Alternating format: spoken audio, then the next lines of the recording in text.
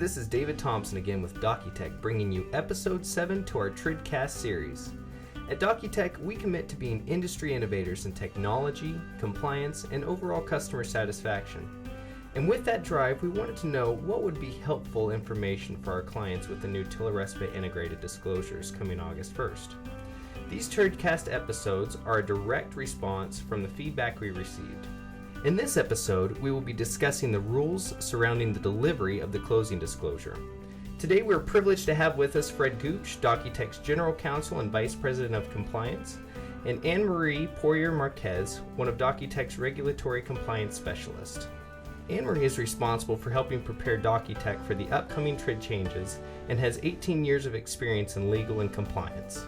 Her knowledge has been very valuable for both our organization and our clients. A big thanks for both of you for being here today, and without further ado, I'm going to hand the time over to Fred. Thanks, David. So on our last TRIDcast, we spent some time introducing the closing disclosure. We went through and we reviewed all the different sections very briefly as to what's going to be included and what's required on the content of the closing disclosure. Our plan is to dive into those pieces of the closing disclosure in more detail in later TRIDcasts, but what we want to go over in today's episode are the rules about how you deliver the closing disclosure. So the general rule here is that the creditor is responsible for ensuring that the consumer receives the closing disclosure no later than 3 business days before consummation. So when we're talking about the closing disclosure, we are going to have to apply the specific business day rule. And the specific business day rule excludes Sundays, and it also excludes the specific legal holidays that are outlined in the rule itself. Now, this is different from the delivery of the loan estimate, which applies a general business day, which looks to the hours of operation that the creditor is open for substantially all of its business operations for consumers. So we need to make sure that we keep these definitions straight. Delivery of the closing disclosure, specific business day. Also, the next piece of the definition has to do with consummation. Consummation will generally be the closing date. However, that varies based on state law. So it could come at a time after, and possibly it could come before. There is some language in the commentary that talks about loan commitments, but I haven't seen anything in the state laws yet that would indicate that that's going to be the case. But we're continuing to research that issue to make sure that we can identify some of those places. Okay, so the other thing to pay attention to when delivering the closing disclosure is to remember that as a creditor, you are also responsible to make sure that the closing disclosure meets all of the content, the delivery, and the timing requirements that we've discussed throughout these TRIDcasts that are included in the RESPA TILA rule. So the next thing we're going to look at is how the closing disclosure is going to be delivered to consumers. The consumer must receive the closing disclosure at least 3 business days prior to consummation. There are 3 methods of delivery that are acceptable. The first method is providing the closing disclosure to the consumer in person. The second method is mailing the closing disclosure to the consumer. The date the closing disclosure is postmarked begins the 3 business days prior to consummation countdown. Overnight parcel delivery is acceptable as well. It just changes the rules of receipt of the closing disclosure, which Fred will cover shortly. The final method is providing the closing disclosure by electronic delivery, which is essentially email. Creditors must obtain the consumer's consent to send the closing disclosure via email. The creditor will not be in compliance with the new TRID rule if the creditor has not received this consent from the consumer. And if the consumer consents to electronic delivery, the creditor must comply with all applicable provisions of the Electronic Signatures in Global and National Commerce Act, more commonly known as the e-Sign Act. Okay, so there's basically 3 ways that are contemplated in the rule for delivering the closing disclosure. An in-person delivery, delivery via U.S. mail, right? And then also delivery electronic. That's correct. So if the borrower receives the closing disclosure in person from the loan originator or from the representative of the creditor, whoever that might be, when are they presumed, the question becomes, when are they presumed to have received it? Now, under the rule, it indicates that if you deliver it in person, the consumer is considered to have received it when it was delivered to them. Okay, so it's pretty easy if you deliver it in person. Now, if the document is mailed in the U.S. mail, good old paper snail mail, right? Then we have to deal with the mailbox rule.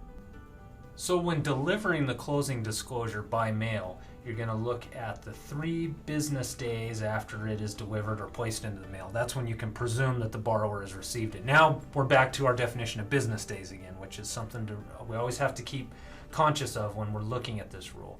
And for the purposes of the mailbox rule, as I recall, Anne-Marie, this also applies the specific business day rule, the statutory one. That's correct. So we need to keep in mind that we're looking at Sundays and federal holidays, which are excluded from your count when you're counting your 3 days.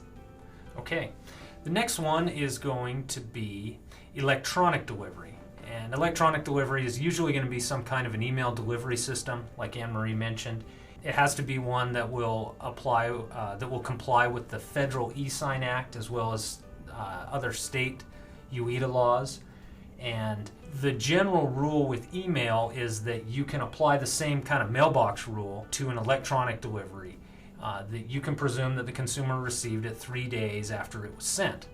However, there is also a provision in the rule that says that if the creditor has got evidence that the consumer received the closing disclosure earlier than the 3 business days after it's mailed or delivered, it can rely on that evidence and consider that it was received on that date. Now that's really important, especially I think when you consider an electronic delivery system, because most electronic delivery systems, and I know that Docutech's electronic delivery system documents when the borrower downloads any disclosures, including the closing disclosure.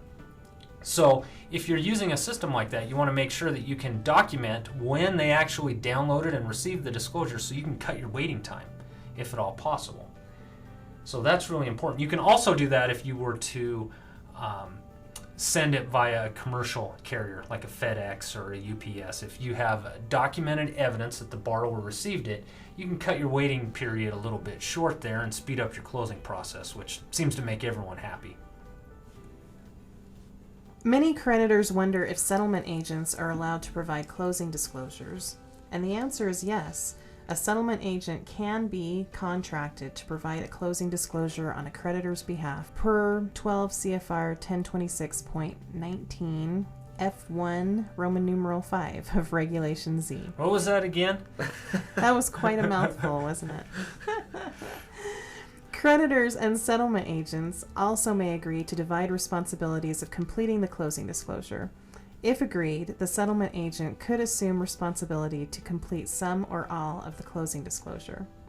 Regardless of whether the settlement agent only provides the closing disclosure or actually completes any part or all of the closing disclosure, because the creditor is legally responsible for any errors or defects, the creditor must maintain communication with the settlement agent to ensure that the closing disclosure and its delivery satisfy the requirements we've previously discussed. A creditor is not in compliance if they provide a duplicate closing disclosure after one has already been issued by the settlement agent. Once the settlement agent has acted in place of the creditor cannot repeat any of the settlement agent's actions.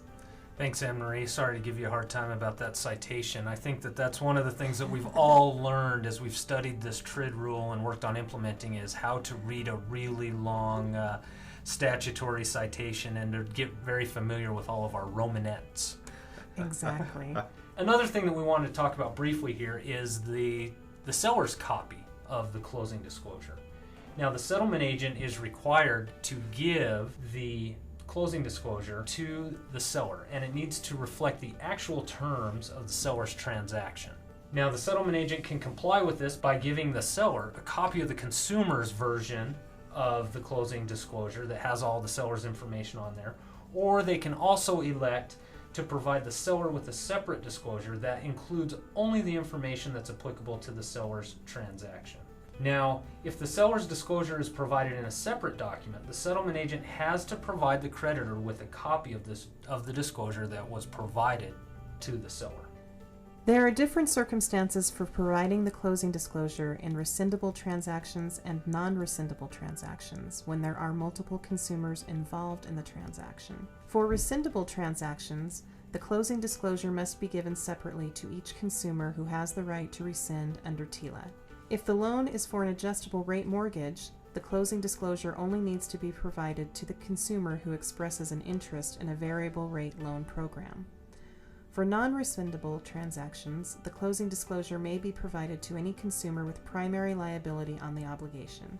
Though these instances are sufficient to be in compliance with providing the closing disclosure, some creditors might want all multiple consumers to receive a closing disclosure in order to obtain signatures for customary recitals or certifications used locally in real estate settlements, which would then be attached to the closing disclosure as an additional page. Okay, now on to waivers. Now we've discussed waivers a little bit when we talked about the loan estimate and the 7 business day waiting period between the delivery of the loan estimate and the closing.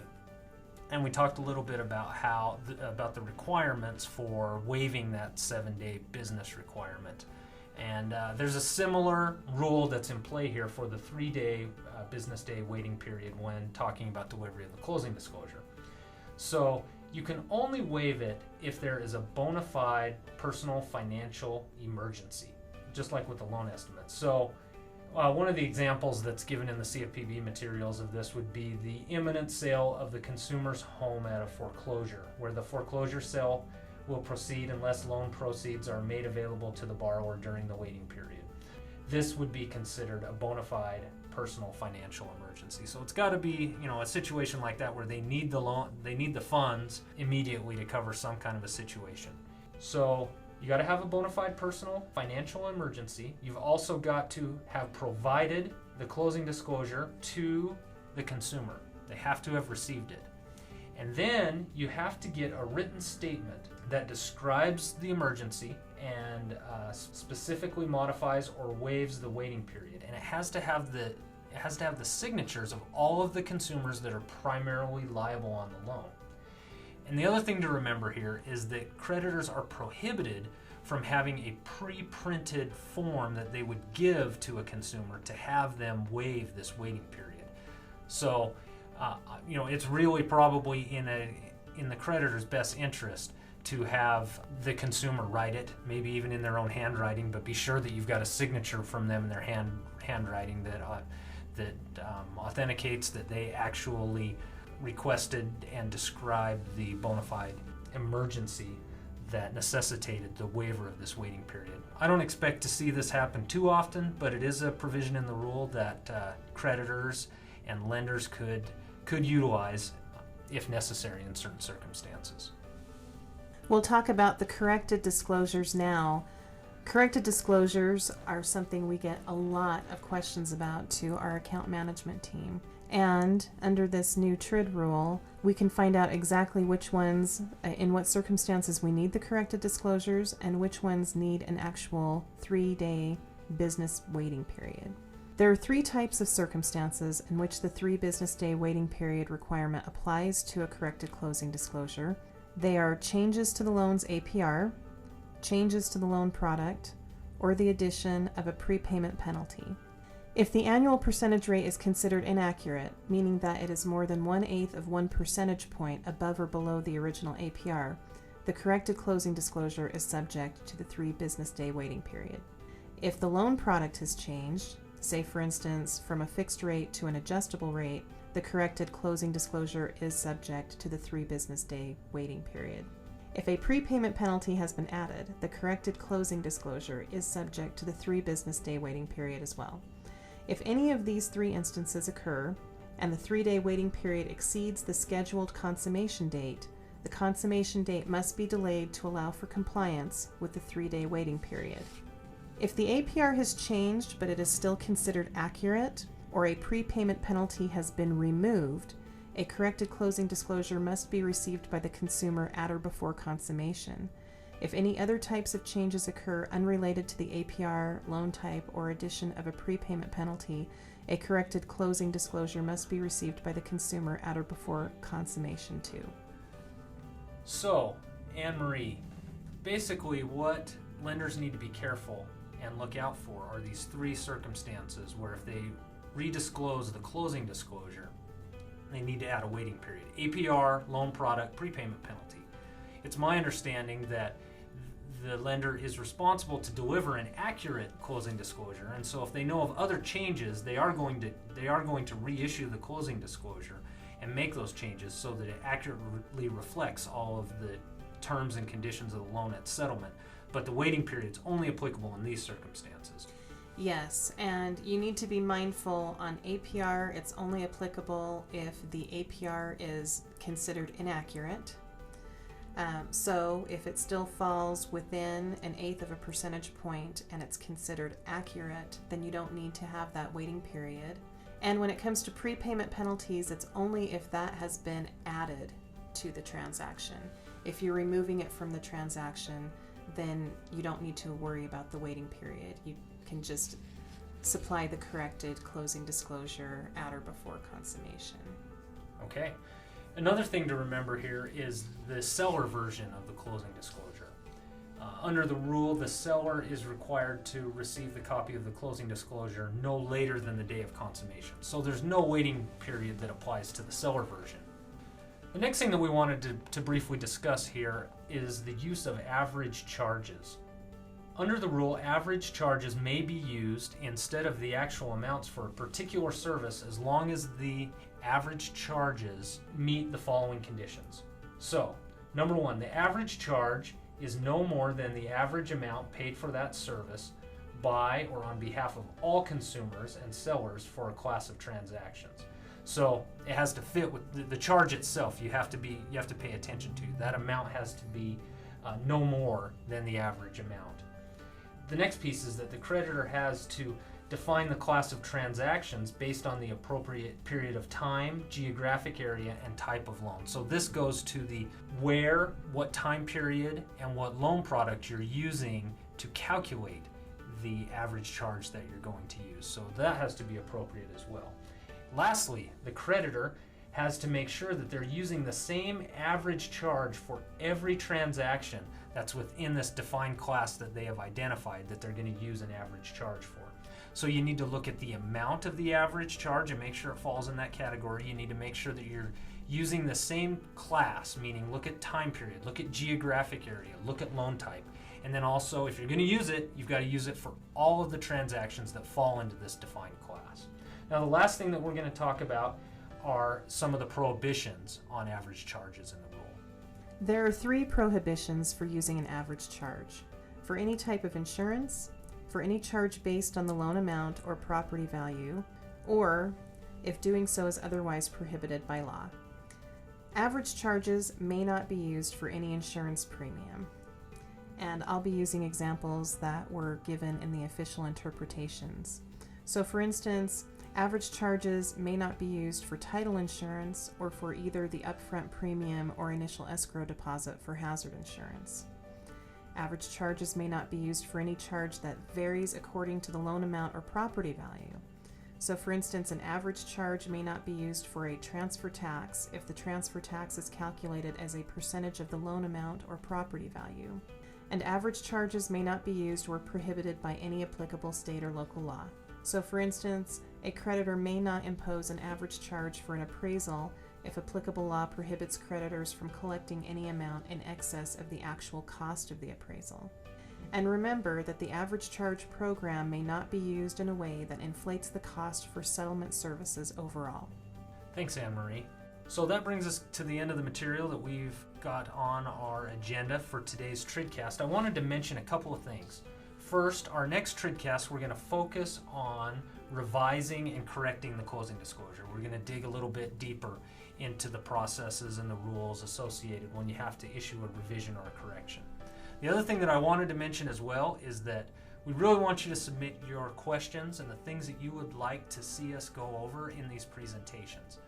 We want them to be valuable to you, and we appreciate the feedback that we've got, but we want to solicit more. So if you have any questions or anything that you'd like to see us drill down into in these presentations, please shoot us an email at trid@docutechcorp.com. Thanks. Back to you, David. So Fred, real quick before we're done today, there's been a discussion of a closing collaboration portal that might be beneficial with these new TRID changes coming. Can you maybe elaborate on that for me just a little bit? Give me a little bit more details on that. Well, I don't have too many specific details on it, but I know that our product development team has been hard at work in the development of a closing collaboration portal that will be a tool that can be used by the closers and the settlement agents to make sure that they get all of the information put together on the closing disclosure in a way that it's accurate, because it's got to be accurate. And so we're working on a tool that's going to facilitate that collaboration. I mean, really, when you talk about the interplay between the settlement agent and the closer on the loans, we're really going to have to work together to make sure that all these fees and everything is accurate, especially considering the fact that we've got all these new waiting periods to deal with. So I think when we talk about the closing collaboration, that's going to be something that's really important, and that's something that our users are going to want to look at. I also think, just in the vein of the things that we've talked on today's TRIDcast, it's really important to make sure that you're taking a look at your electronic delivery system. That's really going to allow you to reduce the waiting periods that you have. If you have one that, number one, is compliant with all the rules that's out there, you want to make sure that it's secure and that it's safeguarding all of your borrower data. And you want to make sure that it's giving you sufficient information and reporting so that you can prove when the borrower received the loan estimate or the closing disclosure, so that you can shrink your waiting period time down, because that really is a source of frustration for a lot of borrowers out there. The government's giving us more and more rules that specify waiting periods, but really once borrowers get into this process, borrowers, consumers, they want to move through it quickly and they want to get their loan closed. So you need to take advantage of all of the technology and all of the tools that are out there that allow you to shrink those waiting periods and reduce your time to close. And I think it's most important when it comes to the corrected closing disclosure, because if your 3-day waiting period exceeds what you already have listed as your consummation date, if you can cut that time down by some kind of electronic delivery, you might not have to delay that consummation date. Well, thank you so much, Fred. Thank you so much, Anne-Marie. We really appreciate your insight into these changes coming up, and thanks for being with us today. Thanks, Dave. For all of our viewers, DocuTech would love to answer any of your integrated disclosure questions, so please submit your questions to trid@docutechcorp.com. Our next episode will be on May 19th at 10 a.m. Mountain Standard Time, where we will be discussing, revising, and correcting the closing disclosure.